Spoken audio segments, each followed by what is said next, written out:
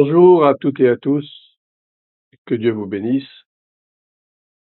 Alors je m'en voudrais de ne pas vous parler ce matin au sujet de cette loi constitutionnelle sur l'interruption volontaire de grossesse qui a donc été votée le 4 mars dernier et qui est promulguée depuis le 8 mars 2024. Tout d'abord, je vais vous lire un passage du Lévitique, livre du Lévitique, au chapitre 20. Et vous comprendrez très bien le rapport avec mon propos. Lévitique chapitre 20 dit ceci. L'Éternel parla à Moïse et dit, tu diras aux enfants d'Israël, si un homme des enfants d'Israël ou des étrangers qui séjournent en Israël livre à Moloch l'un de ses enfants, il sera puni de mort. Le peuple du pays le lapidera. Et moi je tournerai ma face contre cet homme, et je le retrancherai du milieu de son peuple, parce qu'il a livré de ses enfants à Moloch, souillé mon sanctuaire et profané mon saint nom.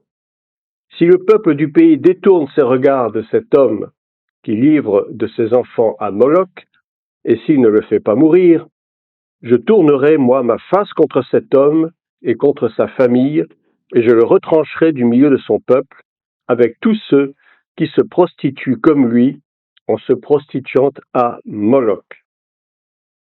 Voilà ce passage assez dur.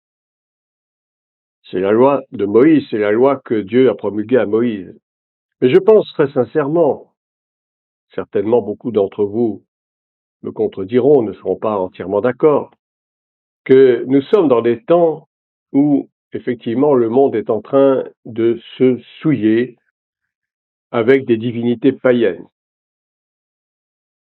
notamment concernant cette loi devenue constitutionnelle, puisqu'elle rentre dans la Constitution de la République française, ce qui est extrêmement grave. Déjà en 1958, il y avait eu une première loi qui autorisait les femmes à avorter librement.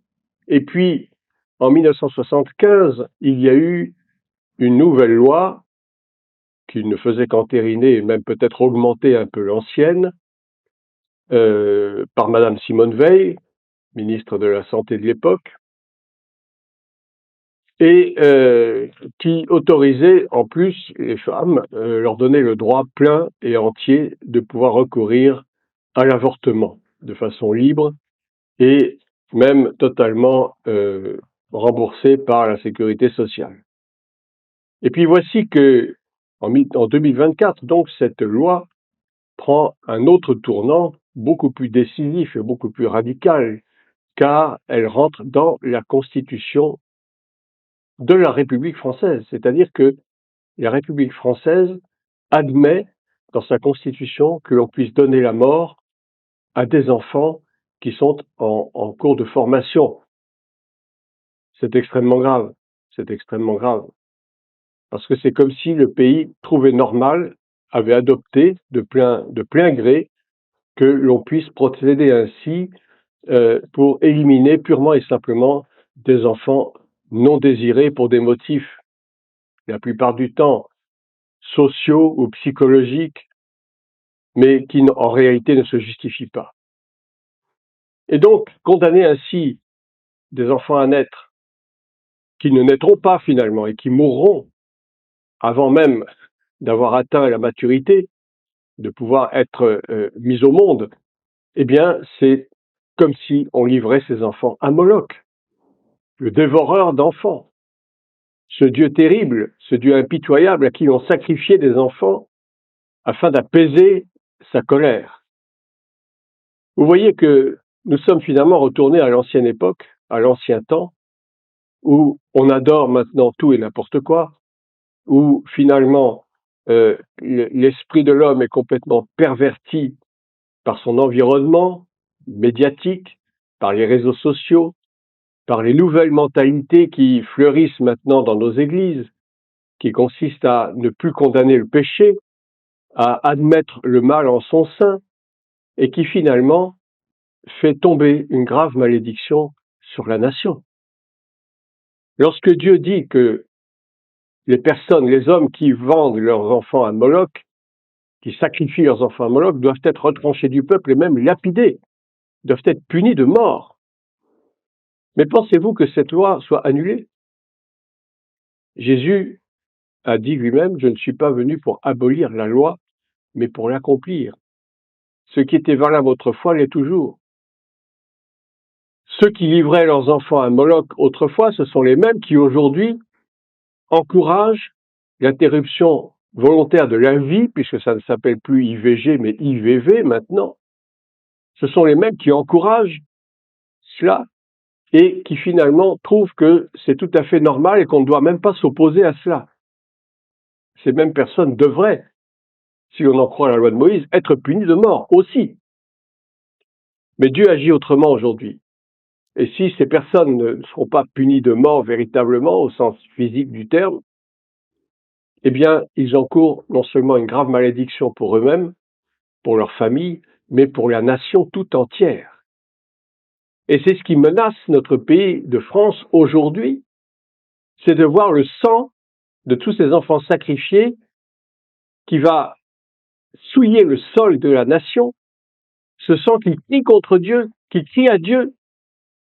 Nous nous souvenons de l'histoire de Caïn et d'Abel dans le livre de Béréchit, de Genèse. Caïn a tué son frère, et Dieu a même dit à Caïn lui-même, « Voici le sang de ton frère Abel crie contre moi », ou crie envers moi, selon les traductions. C'est la même chose aujourd'hui. Tous ces enfants, tous ces bébés, on dit qu'un bébé ne devient viable qu'à partir de, je ne sais plus, 6 ou 8 semaines. Mais c'est faux. À partir du moment où les cellules germinales, les cellules sexuelles se sont réunies, ont commencé à former un œuf, la vie est déjà là. La vie est déjà là dès le commencement. On n'attend pas 8 semaines pour déclarer qu'un fœtus est viable. Non, déjà dès le commencement, dès la conception, la vie est déjà là. Donc mettre un terme à cette vie, c'est commettre un crime, c'est commettre un meurtre, ni plus ni moins. Et nous savons que dans les commandements de Dieu, le meurtre est un péché extrêmement grave. Tu ne tueras point. Le suicide est un péché, c'est un meurtre contre soi-même. Il n'y a que Dieu qui puisse donner et retirer la vie. C'est la même chose pour tous ces enfants qui vont être avortés, qui vont être éliminés. Leur sang crie contre Dieu et réclame vengeance. Par conséquent, nous sommes revenus au temps de Moloch, véritablement. Et c'est ça qui est grave, c'est que c'est rentré de plein fouet dans la constitution de notre État. Constitution, ça veut dire les lois qui régissent, qui constituent l'existence de notre État, de notre nation. Donc la mort elle-même est inscrite dans le fonctionnement de notre nation. Alors aujourd'hui, c'est l'interruption volontaire de vie. Demain, ce sera certainement ce qu'on appelle l'euthanasie, c'est-à-dire mettre fin à la vie de personnes qui le désirent, tout simplement, comme cela existe déjà dans certains pays d'Europe, en Belgique notamment, et en Suisse, où nous avons des officines pour l'instant encore secrètes ou cachées, où même des personnes de France et d'ailleurs vont se réfugier pour pouvoir mettre fin volontairement à leur jour, parce qu'ils ne supportent pas la souffrance. Tout cela, ce sont des crimes de sang. Vous savez, au lendemain de la Seconde Guerre mondiale, en 1945, et jusqu'en 1975, précisément, cette année-là où a été votée la loi Veil, cette période de 30 années, nous l'appelons les 30 glorieuses.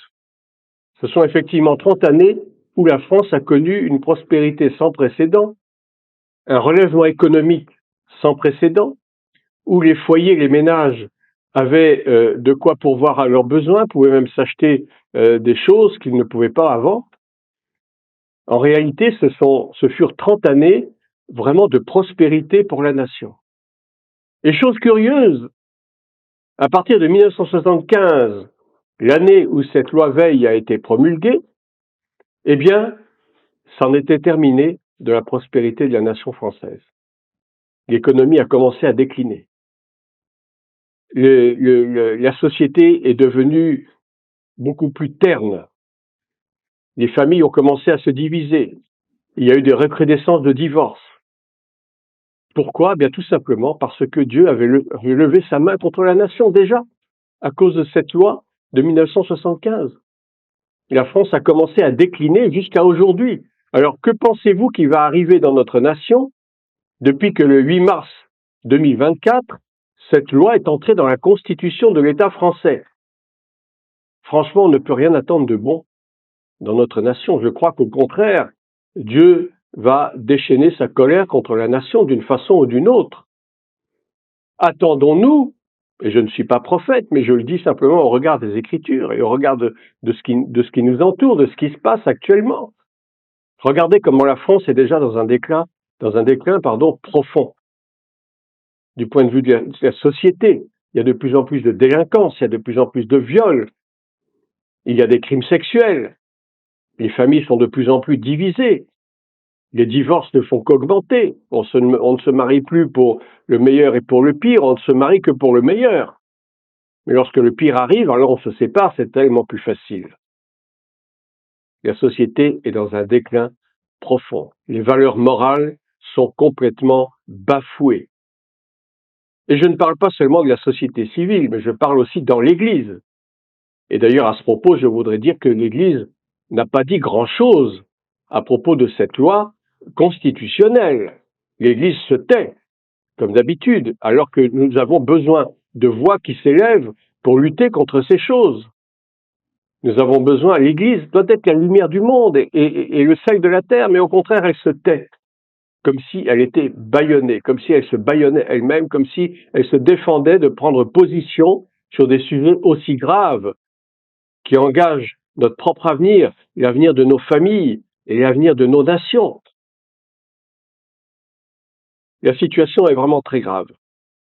Et par ce message que je vous fais aujourd'hui, je voudrais nous engager tous à élever la voix vers le Seigneur, lui demander sa grâce, lui demander surtout, bien sûr que la loi maintenant a été promulguée, mais vous savez, il n'y a pas de retour impossible. Regardez la loi sur la peine de mort qui a été abrogée par l'ancien garde des Sceaux, M. Badinter. La loi a finalement été abrogée. Il y a toujours possibilité d'abroger une loi. Alors je pense que, chrétiens et chrétiennes de France, vous qui m'écoutez ce matin, je nous engage à prier le Dieu des cieux, l'Éternel, Yahweh, lui demander d'abord de donner davantage de sagesse et d'intelligence à nos gouvernants, et puis surtout de demander au Seigneur d'agir pour que la malédiction ne tombe pas sur le pays, pour que des hommes, des femmes se lèvent pour protester contre cette loi, même si ça paraît tard maintenant puisqu'elle a été promulguée, qu'elle est rentrée de plein fouet, de plein pied dans la Constitution. Il y a toujours moyen d'abroger une loi. Il y a des procédés pour cela. Moi, je ne suis pas juriste, je ne suis pas politicien, je ne sais pas comment on peut procéder, mais il y a des moyens, en tout cas, de faire en sorte que cette loi ne s'applique pas. Peut-être que ça ne se fera pas tout de suite, mais ça peut se faire dans un avenir plus ou moins proche. En tout cas, prions le Seigneur, demandons-lui pardon pour notre nation, demandons-lui pardon pour nos dirigeants, repentons-nous sincèrement, parce que celui qui ne parle pas, c'est comme s'il était complice de la chose. Nous devons parler, nous devons élever la voix. Et je profite de cette capsule, de cette vidéo, pour moi-même élever ma propre voix. C'est un moyen comme un autre. Et je l'utilise à bon escient pour cela, et je voudrais que vous tous qui m'écoutez aujourd'hui, vous prêtiez l'oreille, que vous preniez conscience de la gravité de la situation, pour qu'ensemble nous puissions prier, intercéder, pour que le Seigneur nous fasse grâce à notre nation, que le pire n'arrive pas, s'il est encore possible. Je vais vous laisser sur ces quelques mots et sur cette réflexion, mais songeons que si l'Église ne dit rien, si les chrétiens ne se lèvent pas pour faire quelque chose, alors je pense que nous n'avons rien à attendre pour demain, ni pour après-demain. Songeons à nos enfants, songeons à nos petits-enfants, songeons à nos familles. Nous serions coupables de leur laisser cette situation après nous, de les laisser dans un pays qui va à volo, où tout est galvaudé, Il n'y a plus de valeur morale, il n'y a plus de respect de l'autorité, il n'y a plus de respect des anciens, des aînés, il n'y a plus de respect des familles, il n'y a plus de respect de la vie de couple. La situation est certes catastrophique, mais je pense que si nous élevons la voix sincèrement avec un cœur pur devant le Seigneur, il nous exaucera du haut des cieux, parce que Dieu est un Dieu bon. C'est vrai que c'est un Dieu qui punit, qui châtie, mais il est bon. Et justement, son châtiment fait partie de sa bonté. On dit bien qui aime bien châtie bien. Et Dieu est bon, mais Dieu aussi est un Dieu de vengeance. Dieu est un Dieu de rétribution. Dieu est un Dieu de justice. Et lorsqu'il y a l'injustice, alors il faut que la justice suive son cours. Je vous laisse sur ces quelques réflexions et je vous dis donc à très bientôt, que Dieu vous bénisse. Prions ensemble, intercédons auprès de notre Dieu et que sa volonté se fasse. À très bientôt.